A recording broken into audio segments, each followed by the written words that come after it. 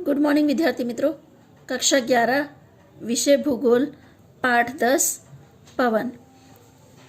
पिछली वीडियो में हम लोगों ने स्थायी पवन और मानसूनी पवन के बारे में पढ़ लिया। यहाँ पे हम लोग स्थानीय पवन के बारे में पढ़ने वाले हैं। स्थानीय पवन के 6 उपविभाग हैं जिनके बारे में हम लोग पढ़ेंगे अभी। सबसे पहले हम स्थानीय पवन के बारे में थोड़ा बहुत जानते हैं कि स्थानीय पवन किसे कहते हैं। कुछ सीमित क्षेत्रों पर बहने वाली मर्यादित स्वरूप के पवन को स्थानीय पवन कहते हैं। ये पवनें स्थानीय पवनों की विशिष्ट परिस्थिति या परिबल के कारण उत्पन्न होती है। अनियमित भूपृष्ठ, स्थल एवं जल की निकटता, पानी और स्थल के असमान रूप से गर्म एवं ठंडे होने की प्रक्रिया आदि के कारण इन पवनों की उत्पत्ति होती है। इन पवनों का प्रभाव उनके स्थानीय प्रदेश तक ही सीमित होता है, जिसकी वजह से इन्हें स्थानीय पवन कहते हैं। जैसा मैंने आपको परिभाषा में पहले ही बताया कि कुछ सीमित क्षेत्रों पर बहने वाली मर्यादित स्वरूप की पवनों को स्थानीय पवन कहते हैं। अब हम स्थानीय पवन के उपविभाग के बारे में चर्चा करेंगे। सबसे पहला था समुद्रीय और स्थलीय समीर। ये पहला उपविभाग है जिसमें पहले हम लोग समुद्री समीर के बारे में पढ़ेंगे। दिन में समुद्री विस्तार की अपेक्षा स्थल विस्तार जल्दी से गर्म होता है, जिससे स्थल विस्तार पर हल्के दबाव एवं समुद्र विस्तार पर भारी दबाव बनता है। स्थलीय विस्तारों पर हल्के दबाव की आपूर्ति करने के लिए दिन में पवन समुद्री विस्तार पर से स्थल की ओर चलती है, जिसे समुद्री पवन समीर कहते हैं। समुद्री समीर के कारण समुद्र किनारे नजदीक के प्रदेश का तापमान 5 डिग्री से 7 डिग्री नीचे रहता है, क्योंकि वहां पे क्या है, समुद्र पर से भारी पवनें बहती हैं, जिसकी वजह से वहां का तापमान नीचे देखने को मिलता है। इसीलिए गर्मी में समुद्र किनारे के प्रदेश के क्षेत्रों में महाद्वीपीय विस्तार की अपेक्षा गर्मी बहुत कम लगती है, अर्थात सम जलवायु का अनुभव होता है। समुद्र समीर की आकृति में से मैं आपको बताती हूँ। यहाँ पे देखो, समुद्र के ऊपर भारी दबाव बना हुआ है और यहाँ स्थलीय भाग पे हल्का दबाव है। तो यहाँ समुद्र की तरफ से स्थल की तरफ हवा बहती है, यानी भारी दबाव से हल्के दबाव की ओर हवा बहती है। दूसरा टॉपिक हमारा है स्थलीय समीर। रात्रि के समय स्थलीय प्रदेश की जल्दी ठंडा होने से वहां हवा का भारी दबाव बनता है। जमीन क्षेत्र की तुलना में समुद्री क्षेत्र प्रमाण में गर्म होता है, जिससे वहां हल्का दबाव बनता है। समुद्री क्षेत्र के हल्के दबाव की आपूर्ति करने के लिए रात के समय जमीनी क्षेत्र से समुद्र की ओर पवन चलती है, जिसे स्थलीय समीर कहते हैं। स्थलीय समीर के कारण समुद्र किनारे के पास के क्षेत्रों का तापमान अधिक नीचा होता है। यहाँ पे देखो, हमने दिन का देखा था, यहाँ पे रात का दिखाया गया है कि स्थलीय समीर पे क्या है कि रात में भारी दबाव होता है, तो ये भारी दबाव हल्के दबाव की ओर जाता है, यानी समुद्र की तरफ चलता है, जिसकी वजह से समुद्री समीर के कारण समुद्र किनारे के जो पास के क्षेत्र हैं वहां का तापमान अधिक नीचा हो जाता है। हमारा दूसरा टॉपिक है पर्वत और घाटी के समीर। ऊपर हमने समुद्र एवं स्थलीय समीर के बारे में पढ़ा। अब हम लोग पर्वत और घाटी के समीर के बारे में पढ़ेंगे।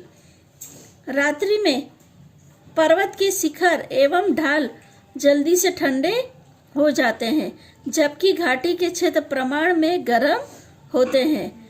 परिणाम स्वरूप रात के समय हवा का प्रवाह पर्वत की ओर से घाटी की ओर बहता है, जिसे पर्वतीय समीर कहते हैं।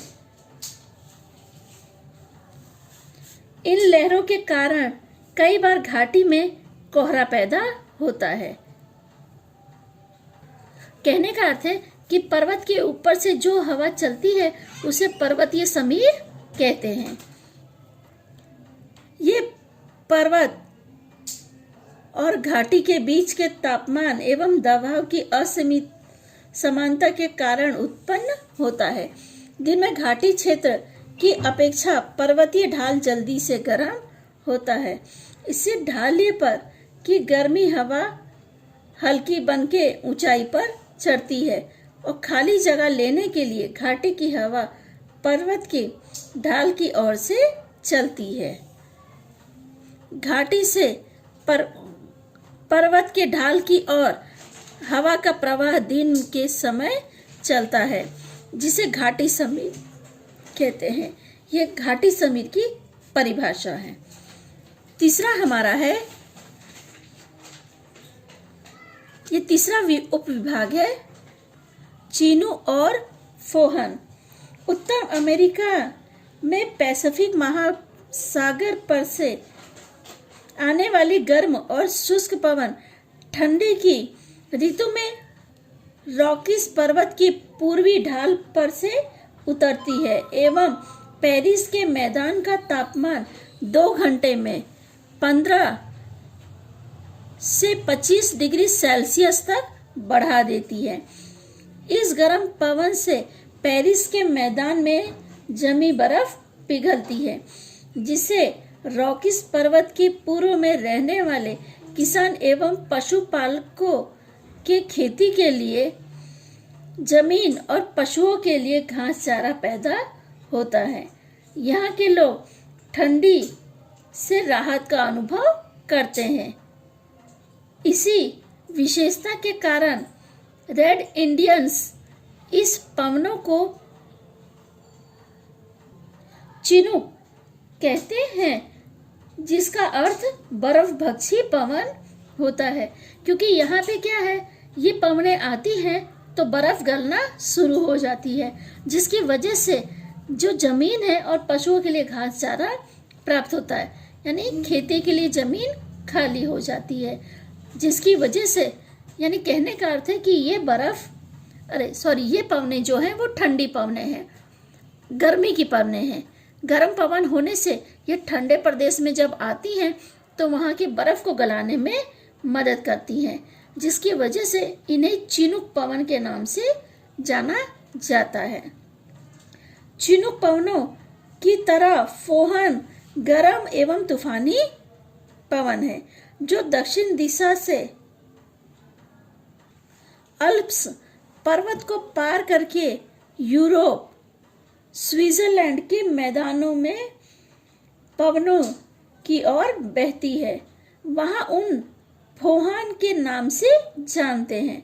यानी इन्हीं पवनों को जब ये पवनें आगे दक्षिण दिशा में जाती हैं तो यूरोप के मैदान में जब ये पवनें बहती हैं तो वहां पे इसे फोहन नाम से जाना जाता है, जिसे यहाँ पे चिनूक कहते हैं, वहां पे उसे फोहन के नाम से जानते हैं।